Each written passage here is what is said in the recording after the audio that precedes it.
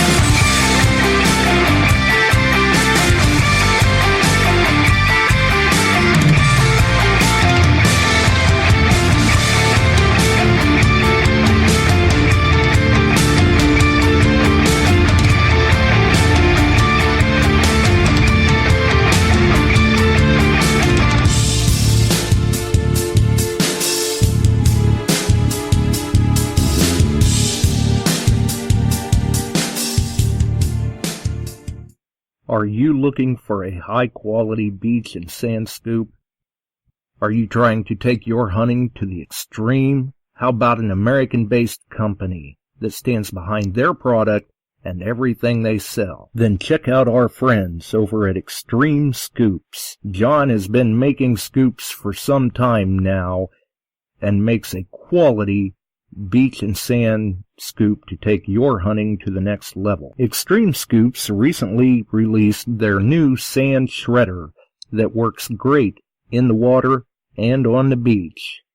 And if you're a new Equinox user, you may want to check out his Surfmaster X3 that can trap those small targets you new Equinox users are finding out there.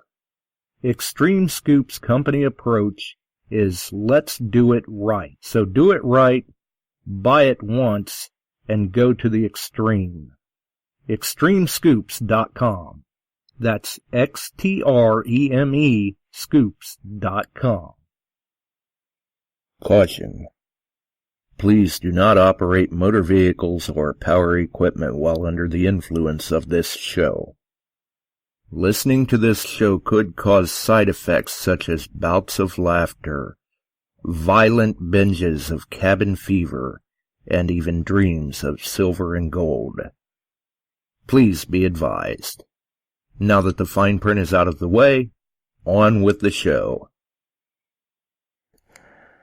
All right, we're back and we're live once again. You are listening to Beyond Sight and Sound, metal detecting and treasure hunting radio for all the really cool digging people out there. Or are we live? No, yes, we're live. There is no FTV in the front of the title tonight, so we are actually here. No delay, no lag. I still don't quite feel like I'm here.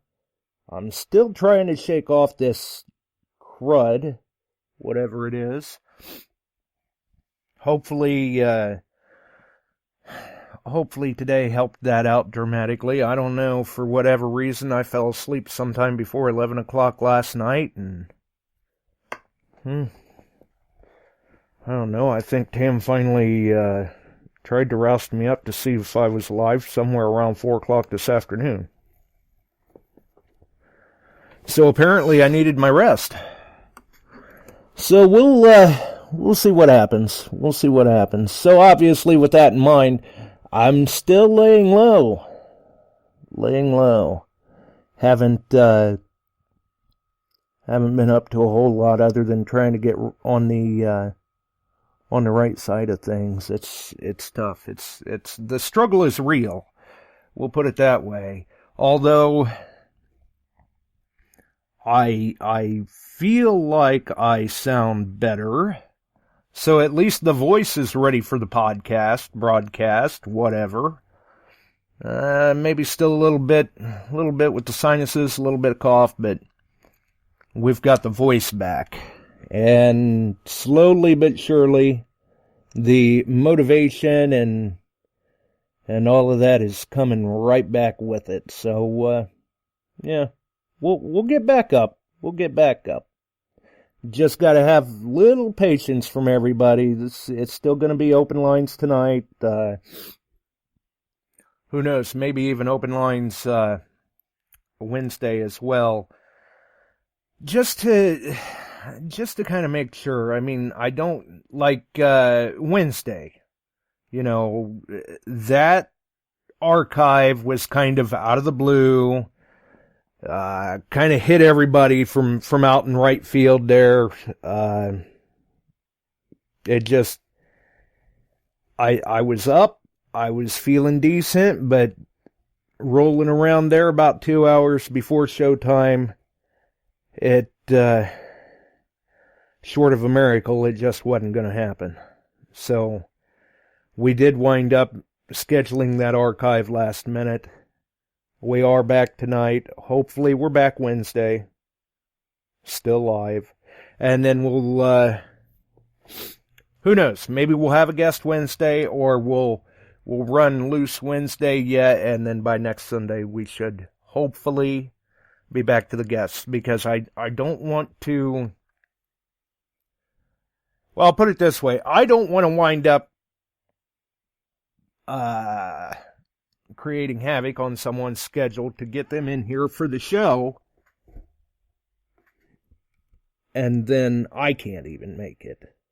I mean, that's just not good to them, because then I've got to send a bunch of messages, try to get someone to either cover for me, or, you know, try to get them to reschedule, and that's rough sometimes, especially if we've jumped their schedule all around to begin with just to get them here that night. So just to be on the side of caution, I want to make sure that I'm ready. It sounds a little funny to some people, I'm sure, because some of you may think, how hard can it be? The guy pushes a switch and sits there and stares at the computer and takes a few calls. But really, there is a lot more that goes on behind the scenes than what some people may realize. And if I can't stay focused, and I'm, you know, off on something else, like, ooh, look, squirrel, well, that, I feel that detracts from the show for the listeners, and that's not what we do the show for. We do the show for a good, safe, fun, comfortable listening environment for the listeners that hopefully maybe sometimes we all come out of it on the end learning something, or at least having a good time, enjoying everyone's company, so to speak. Speaking of which, I see Bob's in, Jesse's in. Good to see you back, buddy. Nelson, Scotty, the Bills, Amphibious Detecting, Aqualand Relics, let's see here, looks like Chuck is in, Fred is in, welcome. I know he did say that he was going to possibly be listening in tonight, so good to see. Apparently there were a couple people that tuned in Wednesday, see, there we go. A couple of people did tune in Wednesday, expecting a live show. Maybe one that they might even call in on. And imagine their surprise when we weren't there, in a sense. We were there, but we weren't, because like I've said before, even if I can't make the show, there will always be a show. Maybe one you haven't heard before from way back in the vault, maybe one you've heard before, maybe a pre-recorded show that you haven't heard before, but there will always be a show. Whether I'm here to throw the switch or not. But if I'm not here to throw the switch, I'm at least here to make sure that that switch goes anyway, and the show will go on. And I do try to drop into the chat from time to time, even during the archive, to at least, greet everyone, explain what's going on, wish them well, yada, yada, yada. So, hopefully we've got everyone straightened out. Definitely straightened out. For us, we're trying to keep from being flooded. We're trying to keep from being frozen. You may even hear the pumps running in the background from time to time. We've been getting quite the heavy amounts of rain and wind. Same thing that Illinois dealt with here recently, I'm sure, and probably still are. I know now, though, with the temperature dropping, it's wreaking havoc with life flight, things of that nature, unfortunately. And for those of us who have been fortunate enough to enjoy some of this unseasonably warm weather that we've had the beginning of 2020, it looks like that is coming to a dramatic halt in the very near future. I hope not. I really would have liked to have gotten out and enjoyed some of that weather myself. But, it wasn't in the cards. Wasn't in the cards. And I see Chuck is back, so apparently at some point he must have, lost his connection or had to refresh. Not good. And earlier in the chat, I did see Chuck said that's a long list. Yes, it is. For those that are wondering what was going on there, what I've been doing here recently is what you saw, that large post in the chat, is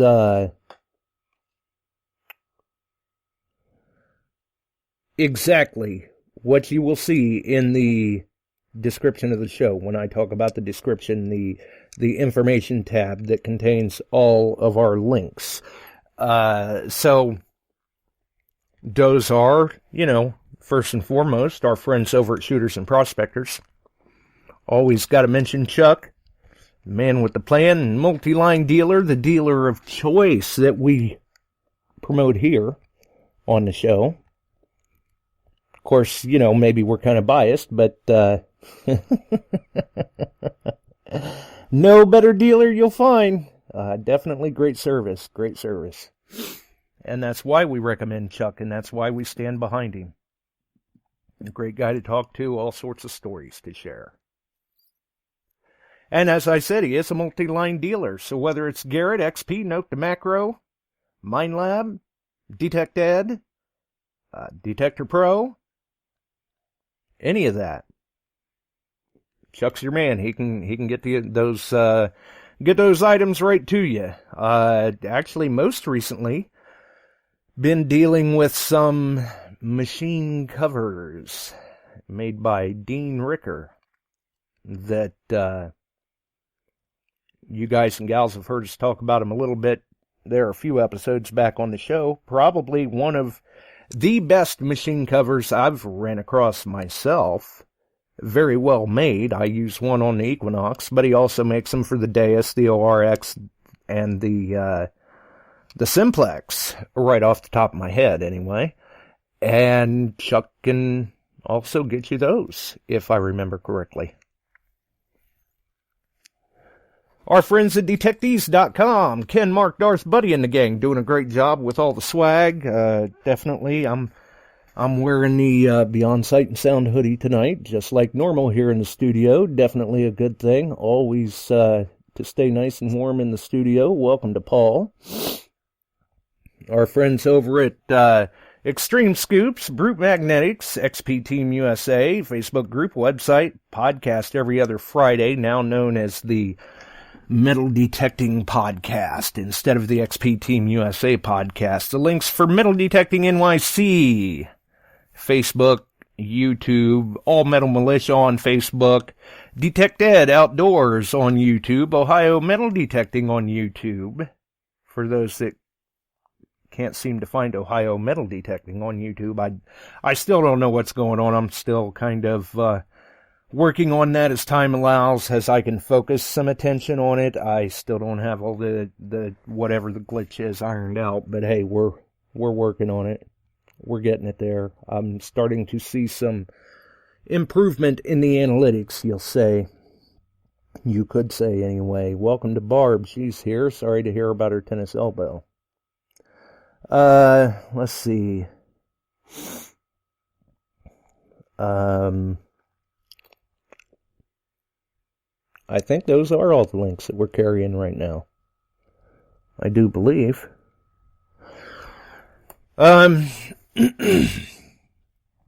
Which I noticed in the last couple of episodes. I'm not sure where they had went at that particular point in time, but apparently the last couple of episodes when I was mentioning All Metal Militia or Metal Detecting NYC, the links were not there, apparently. Somehow or another they had fell off.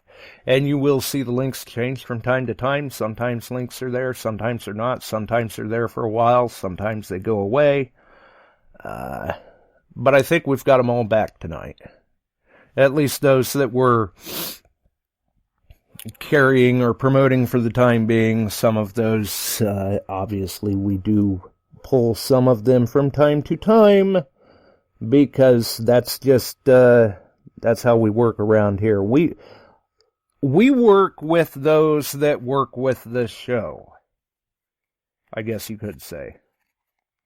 Call it what you want. Scratch my back, I scratch yours, quid pro quo. But, whatever name you want to give it, we definitely try to focus and work with those that do work with the show, because that is time and effort and appreciation that is spent very well, so to speak. That is energy expended in a good way, instead of wasted on non-reciprocation or drama, even for that matter. I mean, we like to stay away from the drama too.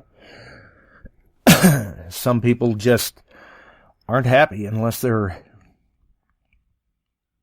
dramatic and hateful. So, it is open lines tonight. It may be a short show, it may not be. We'll see. I'm feeling all right now, and I've certainly had plenty of sleep. So what did we title the show tonight? I believe The Sound of Gold. Speaking of which, I guess first off, I did want to mention too, before we got into it too far, happy birthday to Ed Merrill of All Metal Militia and Detect Ed Outdoors. Those of you that follow Ed or All Metal Militia, if you haven't already, drop over sometime and wish him a happy birthday.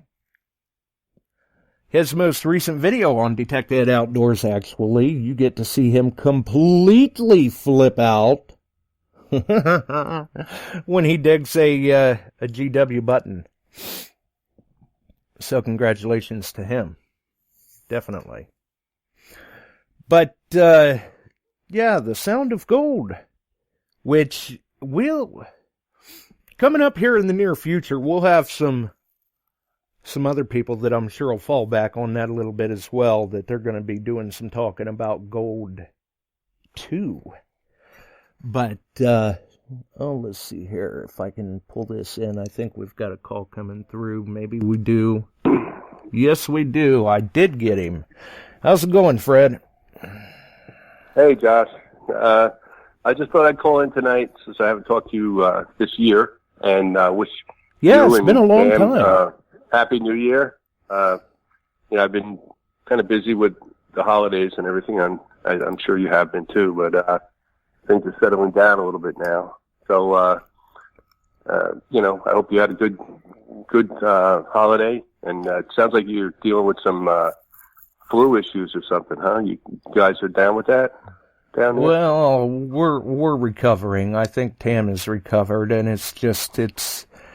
I wasn't diagnosed with flu, but I was carrying some infection, and It's a little hard for me to shake off, and mine was primarily an ear infection, which when your immune system is compromised anyway, that's not very good, and that's messing with the balance issue and definitely making it harder to focus, since I do rely a lot on sound. So it's been making it a little bit of a problem to do the show.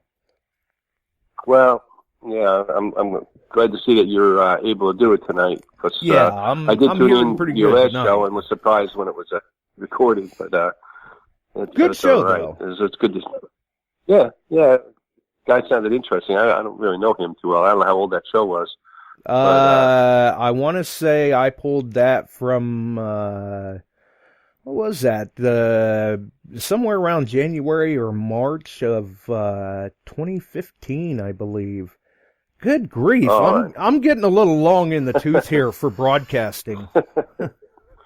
Yeah, you're still doing great. So, we out here in New Jersey, we had some beautiful weather. Like, I guess it came from Ohio. You guys were having a nice spell of weather, and the last 2 days were in the mid-60s. I could have been greedy and tried to keep it, but no, figure we better move it on. And speaking of the nice weather, very, very good job on the find you made the other day.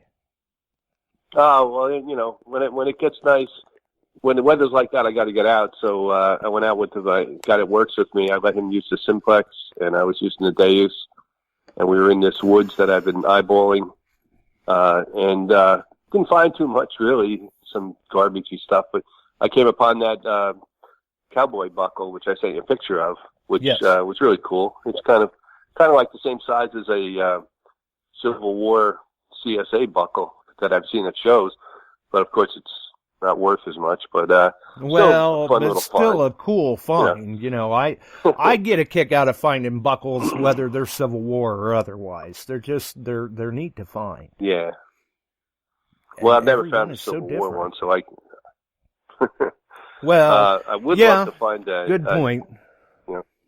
I'd like to find a GW button. That's what I'm always hoping for when I go up to New Hampshire. But those are far and few between too. But I keep my spirits up for that. But yesterday, I was hunting in the woods. It was another nice day, and it was right up in my neighborhood along a road that you would never think to hunt in. But I'm thinking, well, these woods have been here forever. So I was found like 11 shotgun shells.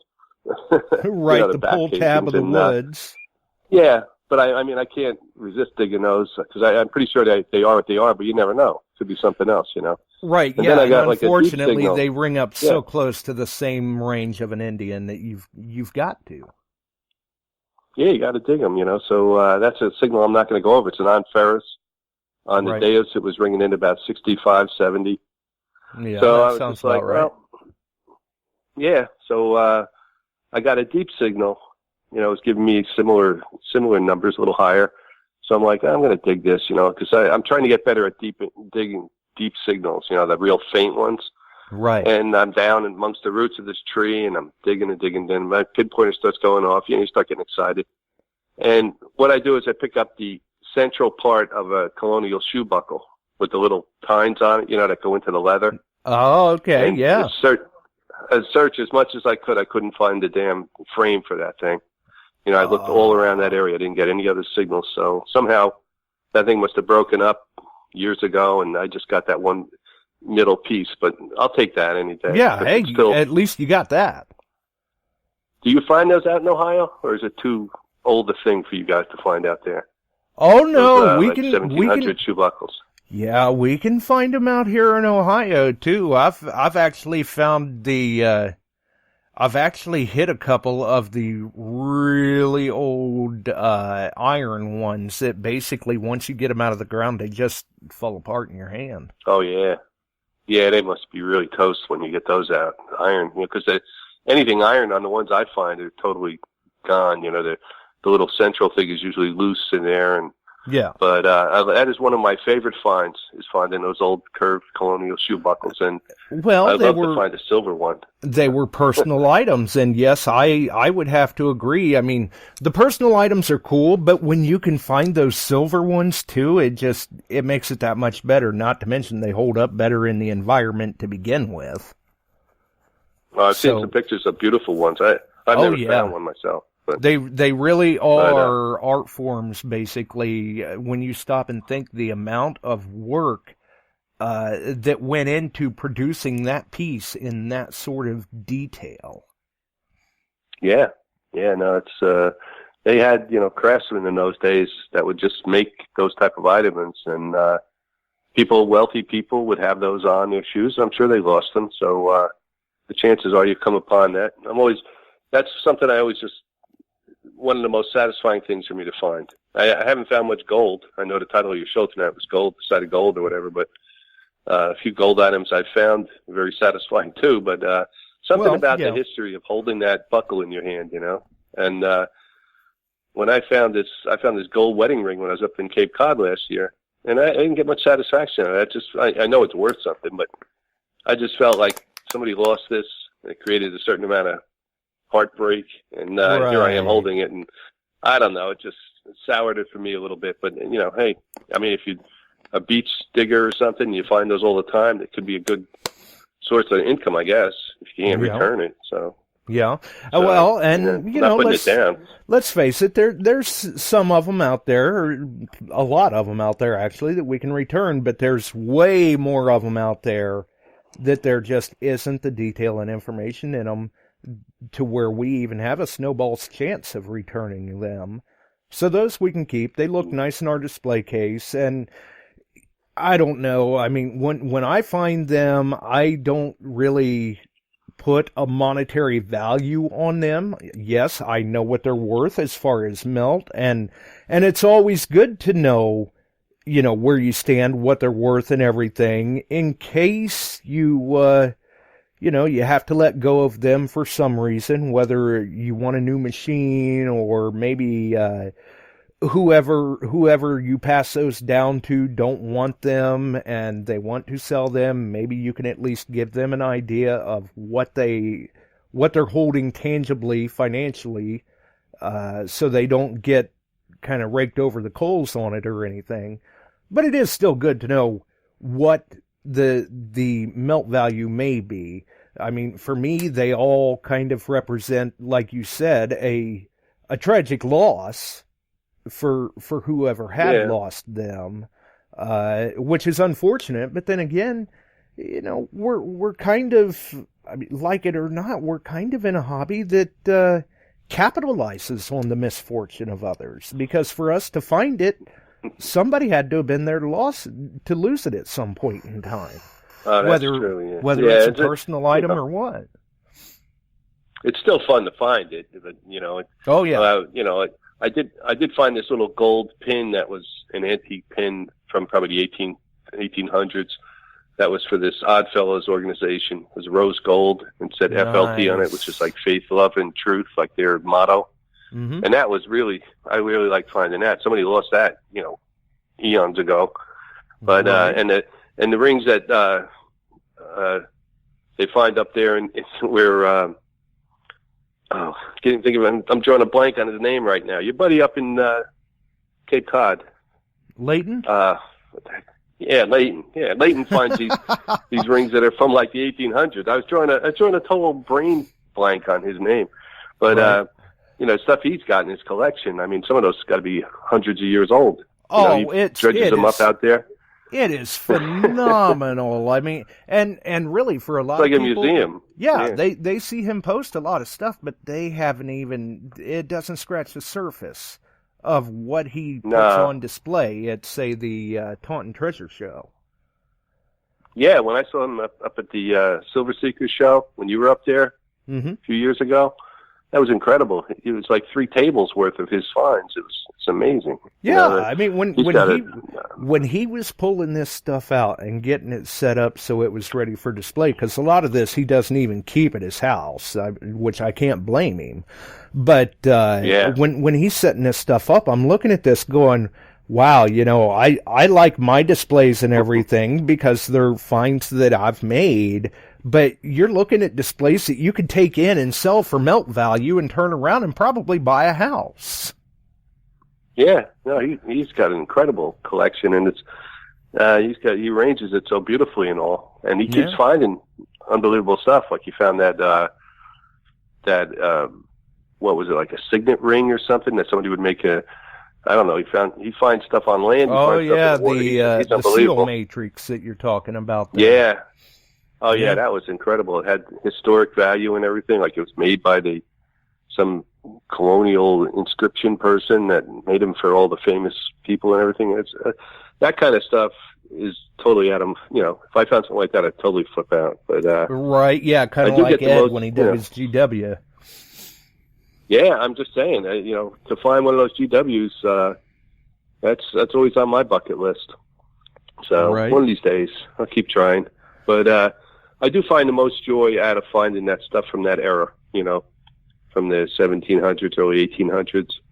Well, and understandably so. I mean, you are talking about a very important point in time for the founding of our country. Yeah, and I mean, it's just about everything you find is sort of a historic little item. So, this hobby, the thing that makes it the most fun is that you just never know. Like me finding that cowboy buckle. It's not old, really. I don't know how old it is. It could be from the 50s or 40s, who knows. But it's just cool to hold that in your hands. Some kid lost it probably in the woods. Yeah, sometimes things just pop up in the strangest places. Yeah. I mean, when you're swinging that coil, you get a good signal. You just never know what it's going to be. It could be a aluminum bottle top, or it could be something really cool, something good. I've been having a dry spell finding nice coins lately, but I find these little historical relics, and that's satisfying. So absolutely, and I guess much like Bob. You're not really on Facebook or anything. If you don't mind, I can post up that find for you. Oh yeah, that'd be great. Like we do with Bob's finds. A lot of times Bill will get Bob's finds posted up when they're nice finds like that, so everybody can see them. I can post that over on the Beyond Sight and Sound page later tonight or something. Yeah, I always like posting things on Facebook, but unfortunately, a few weeks ago I got hacked, and it sent out like a pornographic video or something to like everybody on my contact list. I don't know if you got it or not, but it was like I did. But yeah, there you go. But I understand those things happen. Oh, that drives me crazy. I mean, my brother used to go, used to be in tour with rock bands, and he had all these people's phone numbers in his contact list, like Eddie Van Halen and private cell phone. And when he was on Facebook, and somebody hacked into his phone, and they posted his whole contact list. So he immediately deleted everything and went off Facebook forever. So, I mean, I just don't like that kind of stuff that happens. I don't know how you prevent that. If there is any way to do it. Yeah, there's not. I mean, you have a lot more. Not really anything you can do, but I guess try to get in there and change your password or something like that, maybe. Oh yeah. Well, I did that once before when I got hacked once before, and then, but I got a text from somebody I know. I'm not going to say his name, but I mean I got a message, and it was the same thing that was sent out when somebody hacked into me. So I think that planted it in my phone somehow. I opened this thing. I'm like, what the hell is this guy sending me? It's like this pornographic thing. So I just deleted it, but I think it probably put the seed into my phone or something and then entered it into my contact list. It probably has some kind of provision for that. So that kind of stuff, that's a perversion of what is a good app, like Facebook's a good way to stay in touch with people. You post your finds, you look at other people's finds. I found that really enjoyable, and I miss that in a way. But I just don't want to have that experience again. It's very disappointing. So maybe I'll do that. I mean, I sent you that picture of the buckle, and maybe when I find something cool, I'll just send it to you, and you can post it if you want. If you don't mind doing that. Yeah, absolutely. I don't mind that at all. Like I said, and that's what we do to accommodate Bob, so to speak. Is we try to get his finds and videos posted as well that way. He just doesn't like Facebook, or he never started it, or did he have a bad experience with Facebook?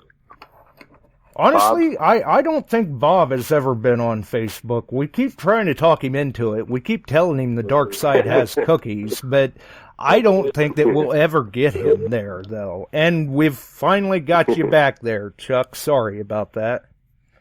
That's okay. I thought maybe with the way this system's running tonight, nothing was working. Well, that could be. I'm not sure how well I'm working, but Fred's doing great. Yeah. You sound good. You sound good, Josh. And nice to hear your voice, Chuck. Happy New Year. Yeah. Happy New Year. Fred recently ordered a Simplex from you, apparently. Yeah. Yeah. I got to use it a couple times. Yeah. I still go with my days, but you get some warm weather there too out there? Oh, it's beautiful the last 2 days. It was like unbelievable. It was 65 each day. I mean, for us in January, almost mid-January, that's uncalled for. It's like unheard of. But I'll take it. We had some nice weather last week. Yeah, it comes over. It takes a few days for it to travel across from you guys. We usually get your weather one way or another. Yeah. It blows across. But you're getting bad weather now? It's on its way to you again. The bad weather, you mean? The real winter? Yeah. I just got my snowblower back in from being repaired, so I was putting it back together today, knowing that winter will close in on us at one point. So, because they preach total doom and gloom here. I had to put out a edict out here for winter response for the fire department and have things all set up, and we got like 0.2 of an inch of ice and a couple inches of snow, and it was over with. And it was like, you guys kind of missed the mark on that. It all went heavy east and north of us. That's fine with me, though. Yeah, well, that's brutal, for you firefighters to have to go out in that when it gets that ice on everything, and you got to get out there with all your equipment and everything and fight fires and sub-zero temperatures. I mean, that takes a whole nother skill level. Yeah. That's let's tough on everybody. Let's just pray there's no cold water recoveries. No. Yeah. We don't need that.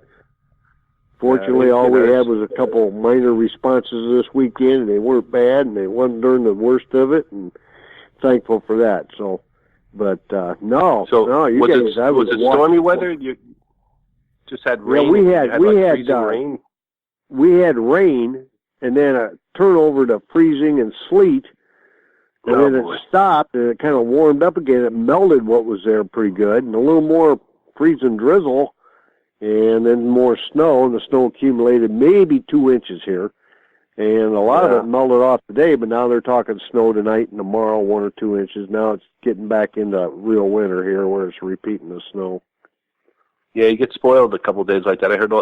I could hear a million motorcycles out there today riding around. They dusted them off, and they were all cruising. Yeah, it surprised me. It's like passing bikes on the road at 60 degrees. Yeah, they're all out, Yeah, they're getting the use out of them. So. Yeah, I went with my wife to a park today, and we were walking around on a nature preserve type thing. So we got a chance to enjoy the nice weather. I didn't get to detect today, but I did it the last couple of days, so that's satisfying enough. But breaking the weather, man, that's good. Yeah. So Chuck, what's your favorite thing to find? Or is what's it just my favorite thing to find? Like the stuff you found in England, that type of old. Well, actually, the favorite thing I love to hunt for is gold nuggets. Oh boy, that something I never found. And I've done a lot of that. I've done very well at it. Yeah. Yep. That's a little before colonial. Yeah. Well, that would be very satisfying. Yeah, I talked to those guys. They go to England, they find a gold coin, or they find something fairly old, just dated to 100 AD, and then I roll a couple nuggets on the table and say, "Okay, date them." Yeah. And they just look at me, and I was the first one that ever got to pick those up. Well, these were dated by man. No, these were made by God. That's what I tell them. It's God's gold. Well, I can't argue with that. I mean, I've never even come close to anything like that. So I guess you have to have the specialized area and the right machine for that type of hunting. I don't know what you use. Well, I've used all kinds of them. Let me tell you, I've used the earliest that my lab came out with, and some of the early nugget machines from White's. And I'll tell you what, when my lab came out with a gold machine called the Golden Hawk, it was a game changer. And as they moved forward with that particular line and what was going on, the Golden Hawk morphed into a Eureka Gold. And then you have your GP or SDC series, the 2300s, the precursors to all that. It was a game changer in the electronic prospecting. You know, I had done a lot of prospecting with heavy equipment. We ran all the way up to wash plants, and that is nothing. That's work, guys. Yeah, that's plain unadulterated work. Did you ever use that real expensive Mine Lab GPZ 7000? Yes, sir. Yeah, how was that with the gold? That's very, very good. That's like a different beast to handle. That's quite the different unit to handle. It really is. Yeah, and invest that kind of money. Yeah. I hope so. Yeah, because you see those films from like Australia where they find big nuggets and stuff. You know, I've seen videos from down there. Yeah, don't discount some of the gold areas of the United States. Some big nuggets roll out of there, too. We did pretty good in Alaska. Alaska is my favorite place to go and detect the old tailing piles.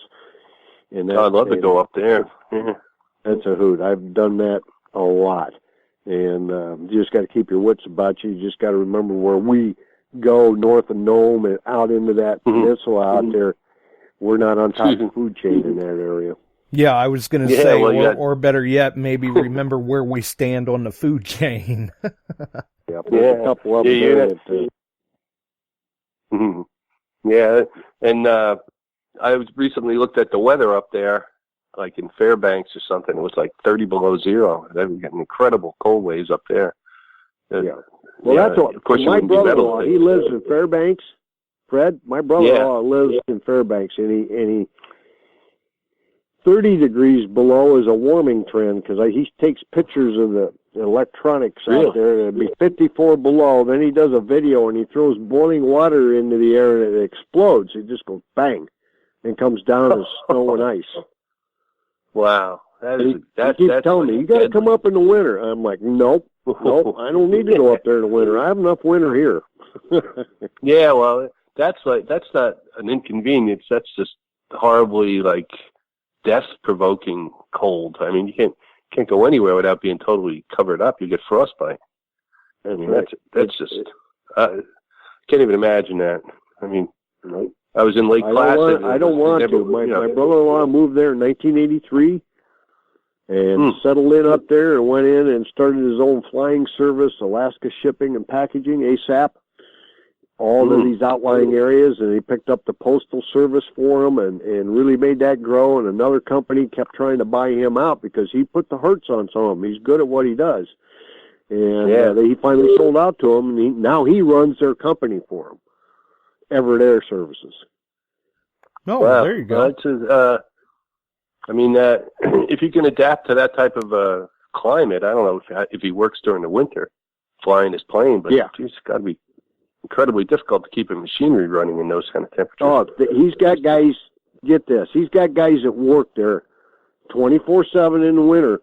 All they do is service all the equipment, like the plane movers, anything with a diesel or gasoline motor never gets shut down. It keeps running. Oh, yeah. Otherwise, it's going to lock up solid. Yeah. It don't start no spring. So. Yeah, I have a diesel van, but that would be, I'd have to have an engine heater in there all the time just to hope the thing would run under those kind of temperatures, Yeah. But that's what they do in those northern climates. They have engine heaters, oil heaters, radiator, battery heaters, everything gets, so it doesn't freeze up. But, I'd love to go to Alaska just to see it. It sounds like such a beautiful place. If you like the outdoors, nature. It's 100% eye candy. Yeah, Yeah, I love the outdoors. And if you like go to to a fish, place I've never been there. Just beware If of you the like to wildlife. fishing is phenomenal. Yeah, what the salmon, they have the juice salmon and everything up there. That you see pictures of the bears swiping them out of rivers. I mean, yeah, I've watched them do it. It's just a phenomenal thing.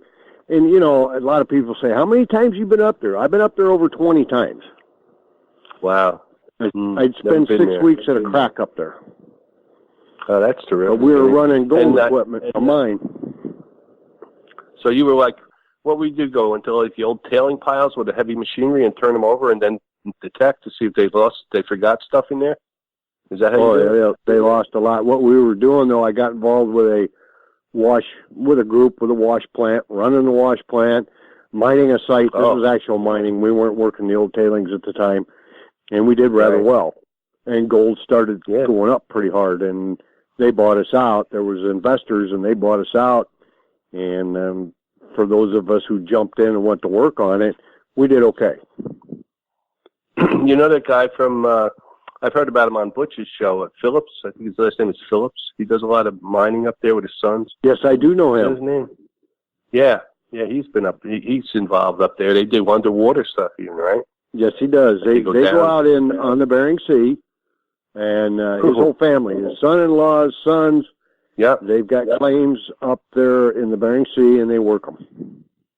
Wow. I met him. In fact, I got to know him pretty well through the GPAA up there. I go up to the GPAA site, and that's a great place to learn how to do the suction dredging and do all what we were doing, and then branched out on our own in the area. And then I started going to AKAU, and after all the heavy work, it's more fun to go out on push-down tailing piles with a detector and look for nuggets. And then you've been successful doing that, finding them in tailing piles? Absolutely. They missed a lot. That stuff yeah, well, they were working on crude technology back in the 1800s, so they must have missed a lot, you know. I've had, it was really crude. I'd love to do that. Oh, that's a hoot. And you can do it. You can go up, there's several sites up there that you go in and you pay to go work on it, and you can have a good week or a bad week. It all depends upon what fresh they turned up and things like that. I had weeks where I've taken over $10,000 worth of gold out of the ground with a detector. Wow. That's nice. That's and really. I've had trips up there where I only got a few $100 worth. It all depends upon where you're at and what you're working. It's just like any metal detecting, guys. Yeah, I guess. And one of my favorite detectors up there. One of my favorite detectors up there, believe it or not, was the Xterra 705 for gold. Those machines did a good job finding the gold up there. They were very unsung. I never even touched one of those machines. And does that come they had before their, is that before they had that FSB technology or whatever it is, the newer ones? Like, okay, so when you change the coil on the 705, you change frequencies. And the elliptical, was it 10 kilohertz, was a killer on gold nuggets. Relatively deep. Now, the 5,000, look, as far as getting more depth, your pulse induction is the best, and I used an SDC 2300. The reason I use that, it's tough, and it can be out in the weather. They've got a video of me posted on the site there somewhere. You'll see me. It's in July. A typhoon came off the Japanese islands and hit Nome, and I was out in the middle of a typhoon detecting for gold nuggets. I found a quarter ouncer and a couple smaller pieces, and I looked at the guy that was doing the video, and I said, I'm done. 45, 50 mile an hour winds. It was cold and coming in sleety. And we went back in, but it didn't affect the detector. The detector worked great. Oh, well, that's a good payday right there. Quarter ounce. I don't know how much gold is per ounce, but quarter ounce is worth a few bucks. So right now, gold's bouncing to 1,510 an ounce. Yeah. There you go. Yeah, that's a nice little find right there. So. No, I'd like to keep that on my list of things to do. I've dug 3 ounces before. 3 ounces? Oh my God! I've got many of them at an ounce. But there's guys there that got 6 ounces. You know, out of those old tailings, they just blew out the end. They never caught them. Jeez, well, that could be a moneymaker. I imagine the local people up there must delve into that just to supplement things. I would imagine. I don't see why. Yeah. The city of Nome, Alaska, burnt down 3 times. They just pushed it into the ocean, and they rebuilt. And Nome sits on, the city does, a huge area of unmined ground. And several major gold companies have tried to come in. They were going to buy the entire city and move it. Because if they're doing street work up there, doing water and sewer, it's very deep, and they go very deep. You'll see the kids in town. I'm serious. The kids in town come down with an ATV and a cart. They fill all their buckets, go home, and run the dirt that's sitting along the road through their washers and do very, very well. Wow. You can't blame them for that. Streets are paved with gold. I was down at the one of the local eateries down there called the Board of Exchange, and a couple of guys were in for lunch, and the guy threw a 1.5-ounce nugget up on the table. He was just working on the pipe down there and looked at the edge of the pipe, dirt had rolled down, and that nugget was sitting right in his line of sight. Wow, that's crazy. Well, I'll tell you, get it. What is the explanation for there being so much gold up there? I mean, it's just that the way nature. They never found the source of the gold that lays in at Nome. There are 7 different beach lines that water's receded that much, and each beach line has a layer in it. And the old-timers knew what they were doing. They drifted. They went up into those early beach lines and drifted down and got heavy gold, but there's still heavy gold in the ocean. They've never found that source, ever. Wow. Wow. That's incredible. I mean, it is. Fred, I'll tell you what, that's an experience. Yeah, it does sound like a wonderful experience. Someday I can get up there, even just to see it. I mean, you know, if I take my detector and fool around, but I don't think I'll get it quite as specific as you were doing. But, you know, I just like to see the place. I mean, it's just legendary beauty up there. And I mean, the people that went there during the gold rush. I mean, Wyatt Earp, he was up there during the gold rush. He and Josie opened up a bar up there, very famous, and they did very well. They left Nome with a lot of money in their pocket. Well, it must have been totally glorious at that time. I mean, in those days, there's probably no, you're out on the edge of civilization. It's got to be crazy. They were smart. They knew what they were doing. They didn't go kill themselves looking for gold. They mined the miners. Yeah. Well, that's how a lot of people made money during that gold rush. I mean, people that made the provisions, sold the provisions to those miners, the tools and the clothing and everything else, they raked it in just as well as the miners. So they all had plenty of money to throw away. Palm Rankies, I know Steve and Sean pretty well. Got to know them guys real well. And I got invited in a couple different times to go in and do a gold cleanup with them when they'd come in off the Christine Rose, and it's just phenomenal if they've had a couple good dig days. Unbelievable. I mean, yeah, well, you got, it costs a lot to run equipment up there. You know, just to get it to the site. $4.99 a gallon for diesel.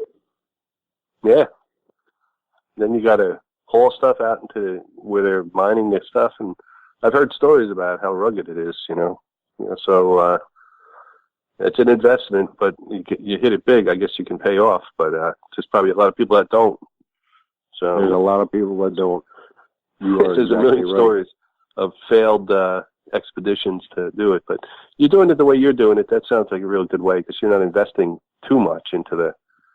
I put a lot into the one investment that we ran and got it all back out and then some, which made the wife very happy. And she said, "No more big setups."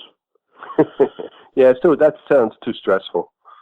The way you're doing it with small excursions, I think that's more my speed anyway. But I guess I'm not a big gambler. I never have been. I don't really like to go to a casino because I hate losing my money.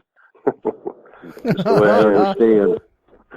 Well, I invested on some stuff in Arizona and things like that, and had one that failed, and that cost me some money, but I was working on the other one, and I thought, what the heck, I'll roll the dice and get involved on Lost Coyote mining down there, and everything was going along great.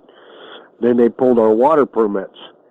And once you lose the water rights, and if you're trying to wash stuff, dry washing's one thing, but you can't dry wash in a manner where you really want to run material. And, well, it folded. Well, that's unfortunate. Well, lesson learned about Arizona water rights and what they want, because they get 10% of your gold. Oh, really? Wow. Well, I guess that's the VIG that they got their hand out for. So, but yeah, it sounds interesting. But I think I'll leave that to the real prospectors. I just fool around my metal detectors, so.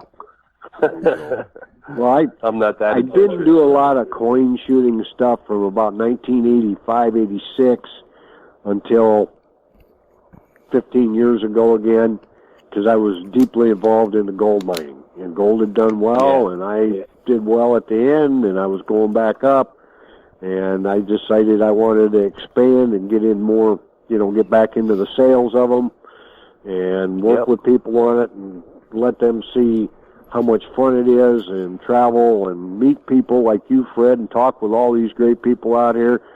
So, yeah, I semi-retired out of the heavy-duty gold stuff. Yeah, well, I could see that, I don't know if it's something you want to do when you're younger or whatever, but, you got plenty of things to keep you busy, it sounds like, between your well, I'll tell you what, your knees, your fire hips, and your department. back, your knees, your hips, and your back, when you start hitting past 60, start bothering you a lot more, let me tell you. Yeah, I know. Yeah. I'm 58, so I know. I feel it when I go down to dig a target or something. I get up, I can feel it in my knees, but they're still holding up pretty well. My wife's going in for a double knee replacement, so her knees are kind of shot. Yeah, but that's next month she's doing that. So, but you got to do what you got to do. As the parts wear out, you got to do something about it. So, but out east where you're at, if you want to go look for gold, there's some great streams all through Ohio and Georgia and Alabama and North Carolina.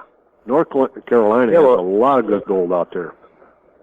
Well, even up there, Vermont and Maine. Yes.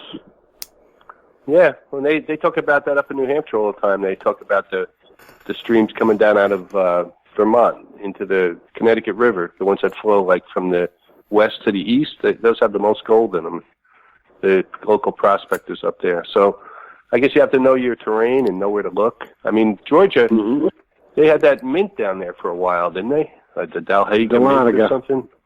Yes. Yeah, and they minted gold coins from gold that was locally found and stuff. They had their own little gold rush there, didn't they? Yeah, I think it's 1852 and before, they put a D mint mark on those gold coins. That's not Denver, that's Dahlonega. Yeah, I'd love to find one of those. Boy, I heard that. Yeah, those are worth a pretty penny. Yeah, I bet. I'm happy just to find an O around here. I mean, they shut all that down and rushed off to California. Basically, became ghost towns through that area because of the California gold rush. And that's when there's still a lot of gold down there. Then. Yep. If they just up and left. They didn't run it dry. They just up and took off. You got it. They just up and took off. Yep. So there's gold down there, but a lot of the good gold there, and I think we talked about this before, are in Indian lands. Oh, really? Oh. Well, let them try to find it. Maybe they'll get some money for it. Those people, they suffered a lot down there. That whole Trail of Tears and everything, and they marched everybody out west. Yes. They were here first, the poor Native Americans. They were everywhere, and they just got pushed into their little reservations, and they kind of got the raw end of the deal. Yeah, as far as I can see. Well, they're winning now. They got casinos. Yeah, they got what? the upper hand. They've got the casinos. Oh, that's right. Yeah. Well, that's all right. They have them here too. They got them out in Connecticut, and my father used to go to this one up in New York State called Turning Wheel or something, and they're all around. But hey, I'm not going to deny them that they can make some money and get something back. But that's a whole nother thing. But I just wanted to call in and talk to Josh because I hadn't talked to him yet this year. I don't want to take your whole show, and I'll let you get on. Well, you're doing great. Well, we're bouncing from different subjects, so I could riff on metal detecting all day if I was, you wanted to get into different conversations. But I look forward to meeting you someday, Chuck, because I've never met you face to face. But if I get out to Ohio again, I'm going to plug it right now. We just got the information out to all the here we a lot go. of our sponsors, and then next week we'll probably have Jesse's on here yet, I think. I don't know. I'm not on the computer. It's dead. So we'll be getting the one sheet out on our hunt out here. You're more than welcome to travel out. Yeah, I'm not a big seated hunter, but something like that where I could get to meet puts a face to some people I've talked to and stuff, that makes it extra special. I did, I went out trying to get a big enough room to handle the meet and greet. And once we get that done, then we're in pretty good shape. And we've already got one platinum sponsor, and we got some other stuff coming down the pike. We're waiting to hear on some of our guests. We're going to get a nod on that pretty soon. We'll have Andy Sabish and Charlene here. And I hope Josh Kimball gets to make it out. And we're waiting on Garrett. Is this Indiana or Illinois? Illinois, Galesburg, Illinois. It'll be Galesburg, Illinois. So it'll be the west side of Illinois, basically. Yeah. So out in the flatlands. Across in Illinois. Okay. Wow. You'll get to see miles of corn. Oh yeah. Yeah, I kind of remember seeing that when I rode my motorcycle out to Colorado, going across Nebraska. Miles and miles. Yeah, plenty of that there too. It's tall, though. It's I've had people come out here and they look at you and go, what else do they do out here? Oh, they grow soybeans, too. Yeah, well, they're a little potatoes easier to look over. Yeah, well, I don't know. It sounds, that's. I was amazed when I went to Ohio. I went out to see Josh a couple of years ago, and when I was cruising along and just seeing how flat it was starting to get out there, out near where he was. Disneyland for looking cows. Across miles. Yeah. I mean, it was like New Jersey's all rolling hills, and mostly, there's some flat areas, but most of the time it's hilly and trees and everything. So it's great to see different parts of the country like that. And you can get that here too, but that's down southern Ohio. Yeah, well, where I was, I went down to that Morgan's Trail hunt, right? Whatever it was, the CWPPO, and it was hilly, and you're getting down by West Virginia down there, right? So it was pretty hilly down there. It's just more kind of like this terrain around here. And it's pretty flat out there in Galesburg too. But I tell you what, you'll meet a great bunch of people out there if you can make it. And what time of the year is that, Chuck? That's in June. In June. 12th and 13th. Maybe I can. Might be able to swing that. 12th is Friday night before. We'll have a meet and greet, and all day, several hunts during the day. We've got a kids hunt and 2 pretty good seated hunts. We'll have Andy Sabish there. He's going to do 2 one-hour mini classes on DES and MindLab equipment. And then we'll have speakers, and I'm hoping to say that we'll have MindLab and Garrett and Natka, Macro, and others there for you. I know we're getting the Nomads, and it sounds like Deluxe coming. Ooh. Okay. Well, sounds like it'd be fun. So we're going to have quite the crew there, and if you don't walk around and mingle and learn, that's what this is about. We bring in those kind of people. We have good hunts, and there'll be silver in the ground and Indian heads and buffs and some V-nickels and clad halves and dollars and things like that. And then we got the kids hunt, and always looking for people to set up with the kids. And then yeah, that's fun. My club does that too, so that's so fun to do that. yeah, Right, and kids hunt's big. and that's rain or shine. And there's no Fred. charge for the kids hunt. Period. No Okay. charge. Yeah, I think that's the way we run it in our club too. But it's good. I can go out there with my Deus. I give it to a kid because it's so light for them to handle. You can shrink it down really small. They like that detector. Yep. It's a good one for them. So Yep. or you could just give them the stick really if you wanted to. But yeah, that's There you go. I've always had fun. The Deus has always been probably my favorite detector. So I fool around on the Right now, the Illinois Iowa Club is raffling The a Simplex. Simplex. Yep. Oh yeah. $5 a ticket. You go to Illinois, Iowa. The instructions are on there on their PayPal. You can send them $5. They put you down on a ticket list. The ticket goes in the bin, and they'll be drawn in April, I believe it is. And that Right. money goes. I donated the Simplex to them. That money goes towards coinage in the ground. They've already got some built up earlier at a lesser price, which was a good thing. But they're going to be adding to that. So get on the Illinois, Iowa Facebook page. You can find that link on there. And S&W, you can find that link. I'll post that up to the top of the page again. And it's a pin it pinned there. post on the Beyond Sight and Sound page, and that long post at the beginning of the chat, there's a link in there for the Simplex raffle, too. Okay. Yep, so No, I did win know another I wanted to one. raffle you. Yeah, I can swing with both arms. But we'll give it to the wife. it's kind of yeah. Well, it's going to be a little bit of time before she's doing any detecting with a twin knee replacement. She's Not with gonna be those getting up and knees down. going like they are. No, Yeah. that's too bad. Hopefully it all works out and it's all good. Yeah, it'll work out. It's just the way life Yep. goes, the It'll flow be of life. good. So it's just all part of the game. So, well, gentlemen, I'm going to pull out. And speaking of my wife, I'm supposed to be watching a show with her.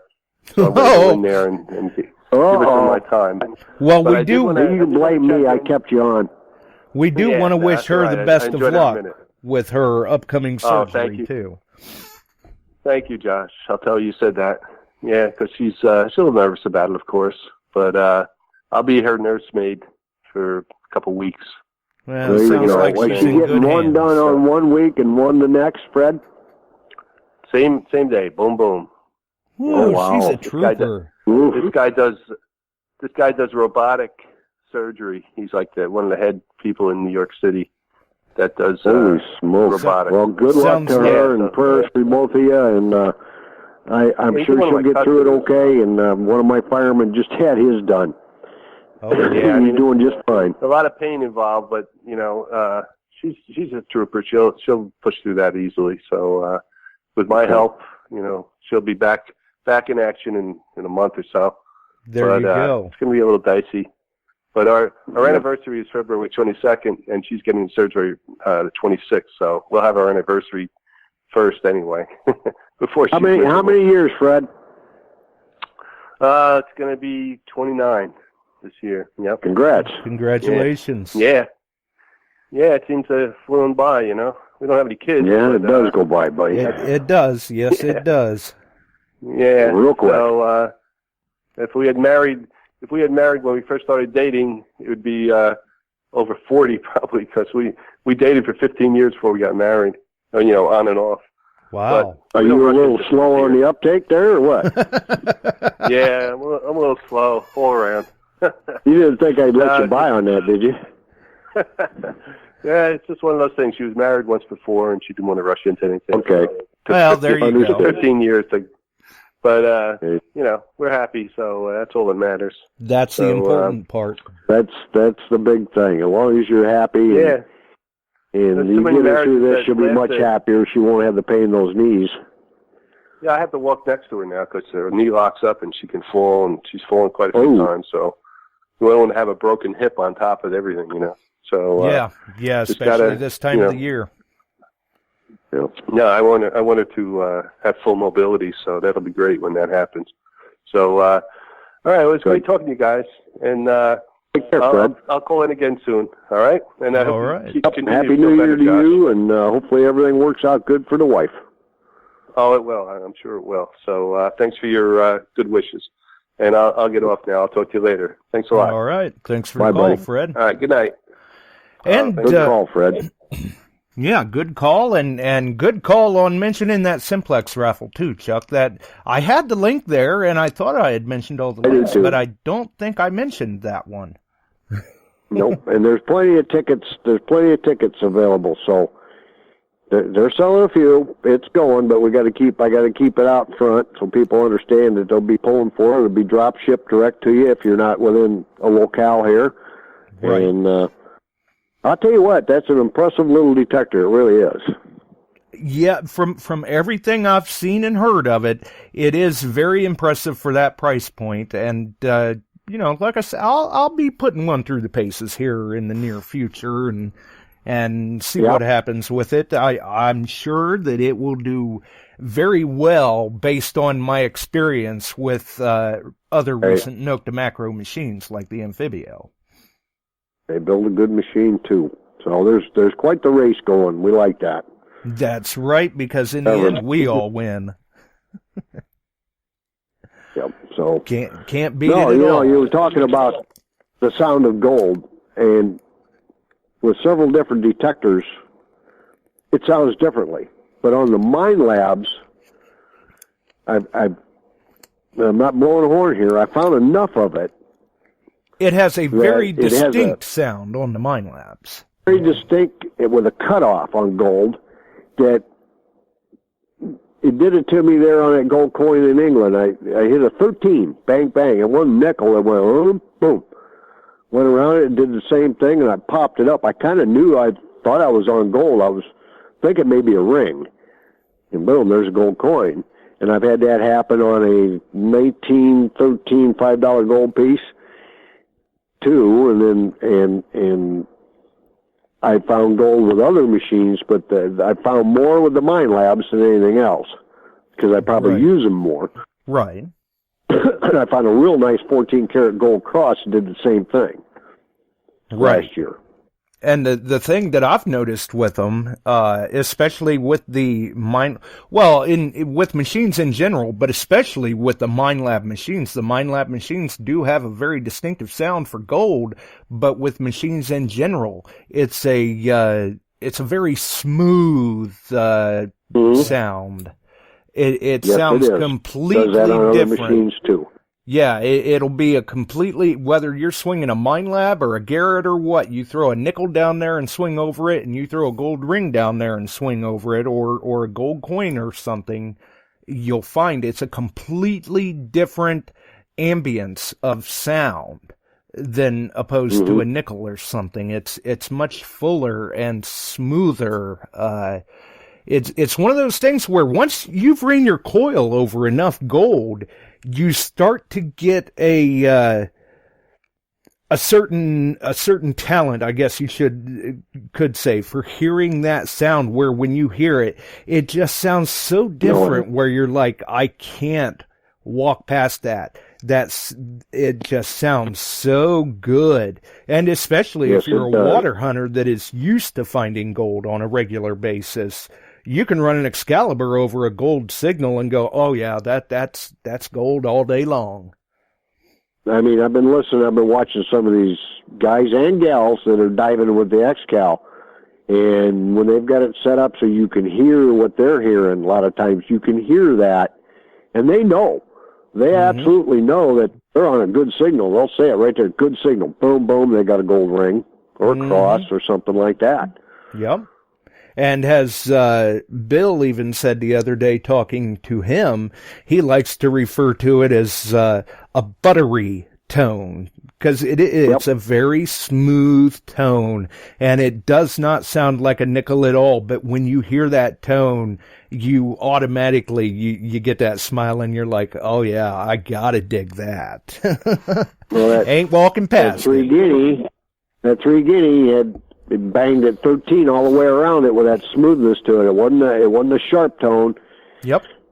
2 scoops, and I had it up out of there, and I went, wow, that's nice. And I'll bet, I would probably bet, too, that it wasn't necessarily the numbers that you were seeing, but the tone you were hearing. It was all sound. Yep. So, and a lot of it comes in it from 12 to 18. I set up Dave Villette's machine the day before he went out. He was complaining about it and put him in a program. And he dug a bull's head. That's the nickname for him. Guinea? 5 guinea, bigger one than I had. And it read at 16. And he was sweeping it. And he said, listen to that. And he dug down and gold. I said, that's got a smooth tone, buddy. Yep. He was very happy.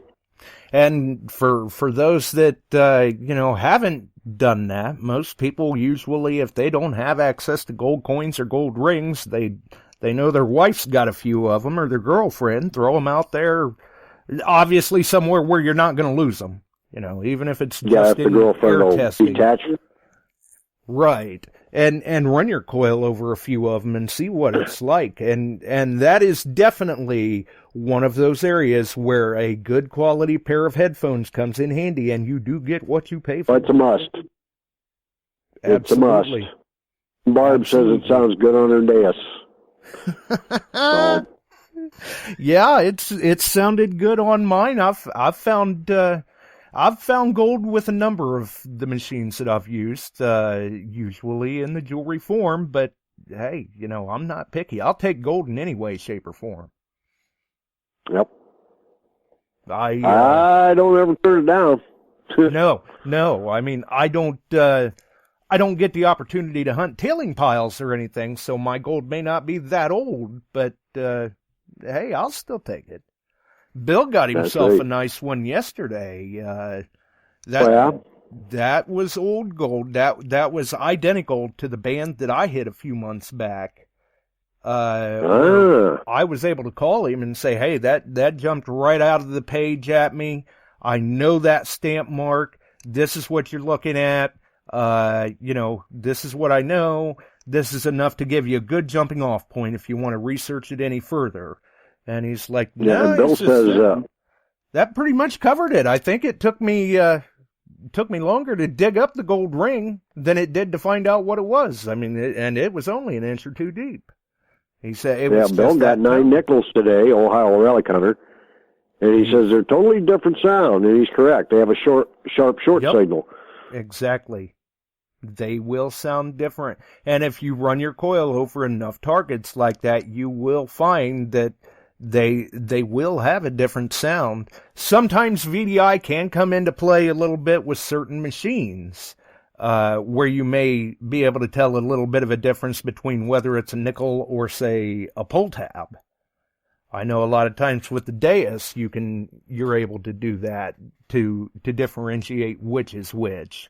But either way, when you get your machine over a gold target, whether it's, jewelry or what, it has a sound completely different. And once you get your ear trained for it, you start to pick up on that real quick, that's such a smooth signal. You've got to dig it. Yep, you do. And I'm going back through the chat here. Ohio Relic Hunter said, Chuck, if I hunt on my knees, can I get in free too? Old short or old tall doesn't make a difference. You got to be, I think it's 15 and under. Right. Yeah, if I remember right, I believe it is 15 or under. But man, they have a good time with it. I don't think Jesse will free up on that. He's the hunt master. I'm just a mouthpiece. Yeah, he's pretty strict on that one. I don't think that one's going to fly, but nice try. And Bill, if you don't know Jesse, he's about 9 foot. They call him Sasquatch, so I wouldn't get him angry. Right. Well, Bill's a pretty tall guy too, but he's still not Jesse size. There you go. Somebody, I can't remember who got it for him. They bought him a Sasquatch statue. Oh yeah, they're around Christmas. That was hilarious. Yeah, they did. That was hilarious. I believe that was Christmas Eve. I had seen him post that, and I just laughed my ass off. That's very good. That was something else. Good yes, call on whoever sent that to him. we all know what gold should sound like. It's whether you dig it or not. That's the big question. Sometimes that gold will read really low. Yep, it all depends on the size and the purity, too. I mean, The higher the purity, the lower it generally reads.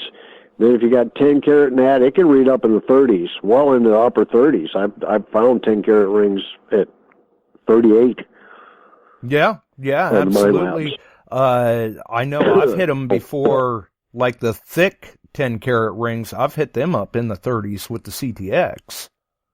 Yeah, and then the 14 karat and down though starts having that nice smooth cutoff sound. Yep. And that's a good dig when you hear that. Don't walk by those. It starts to ring up in that foil range, but it's got to sound different from foil. So Paul says he sees 63 or 64 on a nickel. I'm not sure what you're running there, Paul. Could not be. Deus, is it?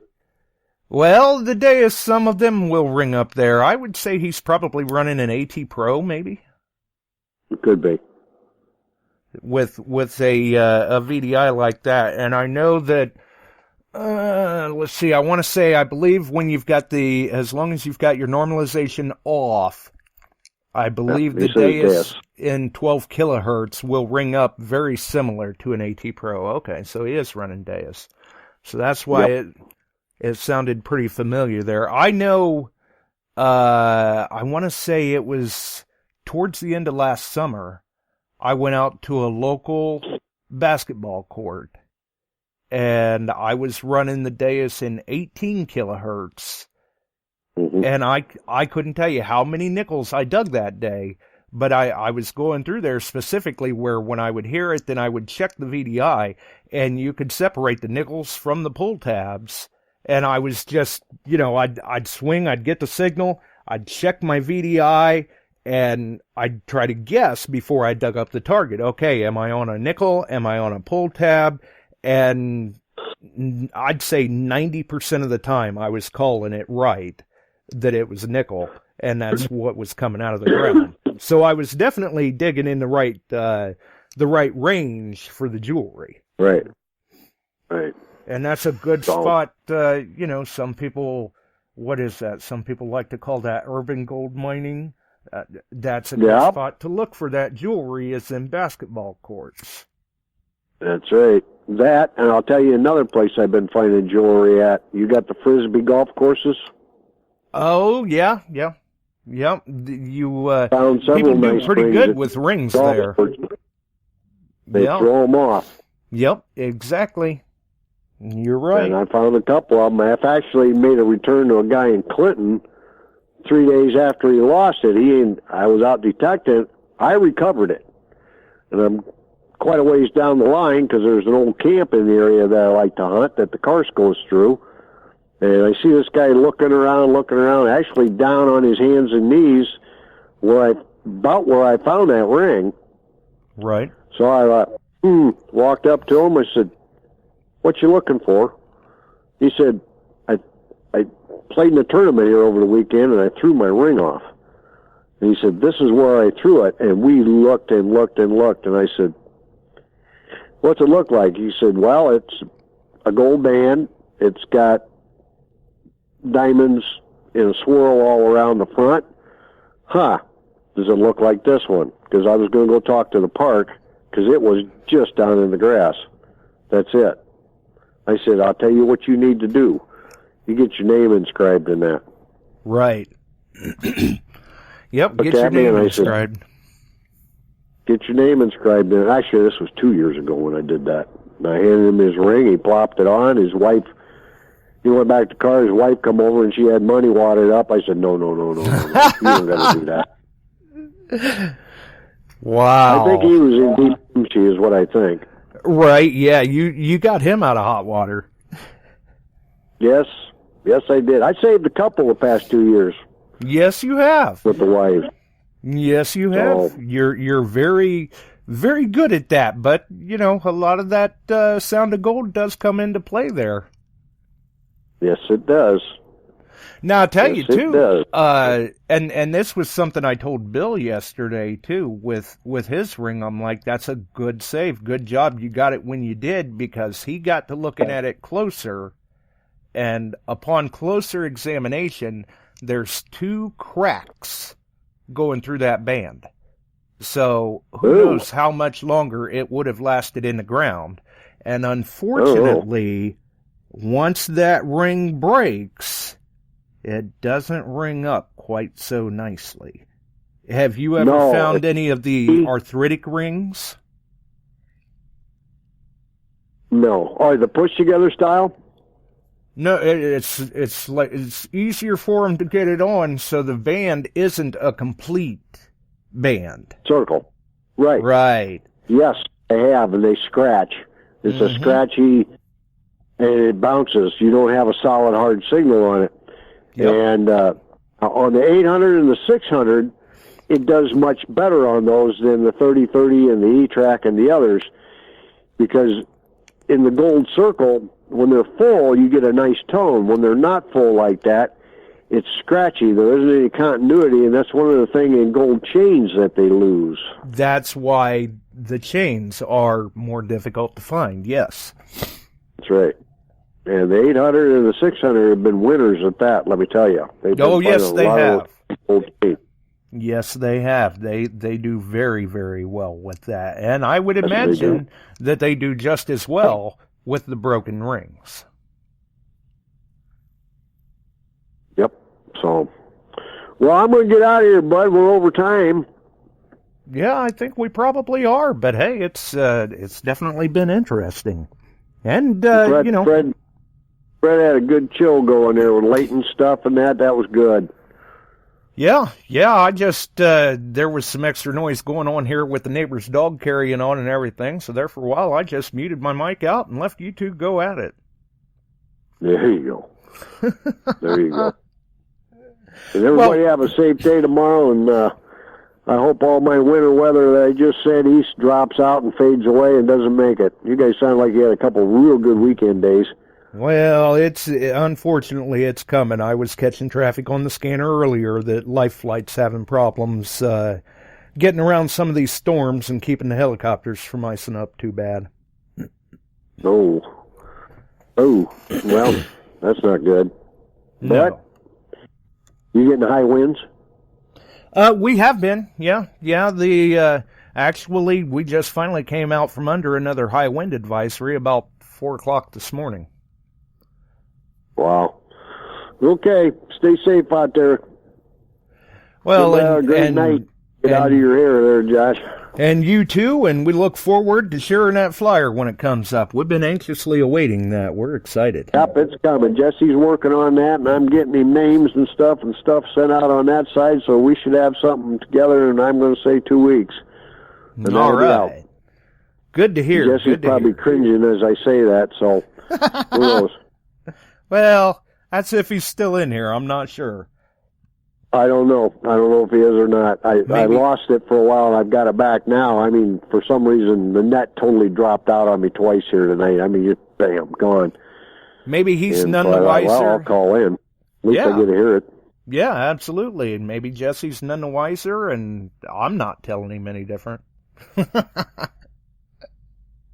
you go. All right. Have a good one, bud. You too. Thanks for the call, Chuck. Night, all. And as Chuck said, we are getting pretty much up there to the end of our rope. But for everyone else, if you enjoyed the show, you've got something you'd like to share off the air or anything, I'm not hard to find. If you've got a guest or topic you'd like to hear about or from, definitely there again, I'm not hard to find. Coming up, actually in the near future, we do have some topics coming up on gold yet again. Actually, we will be hopefully next month, I believe it is, we'll be speaking with a gentleman who wasn't able to get out to hunt a whole lot last year, I guess, but his year end, he didn't do too bad. I believe it was something like over 1 pound of gold and 3.5 pounds of silver he had for the year. hitting a lot of low tides, I'm sure. But, hey, he's got some good stories to share. Going to be an interesting show with that. And we've got some other topics coming up as well. So we'll be getting back to things soon. The open lines shows are definitely good to do as well. It gives us a chance to kind of touch base with everybody, and you never know. Sometimes you've got something you just want to talk about or catch up on, get off your chest, whatever. Hey, it's still a good time. So if you enjoyed the show, make sure and throw us a like. You can follow us here on Spreaker, iHeart, iTunes, Facebook, YouTube. Join us on one of them, all of them, or none of them. The choice is entirely up to you. Until the next time, though, we got to roll. So I guess have a wonderful evening, everyone. Try to stay warm. If you're in those spots you can't hunt, if you're in those spots where you can, get out there and find something, or at least give it a shot. Post up those photos. You know how we love to see them. And speaking of photos, I do have the photos from Fred. I will try to get that posted up here later this evening. Have a wonderful evening, folks. Thanks for dropping by.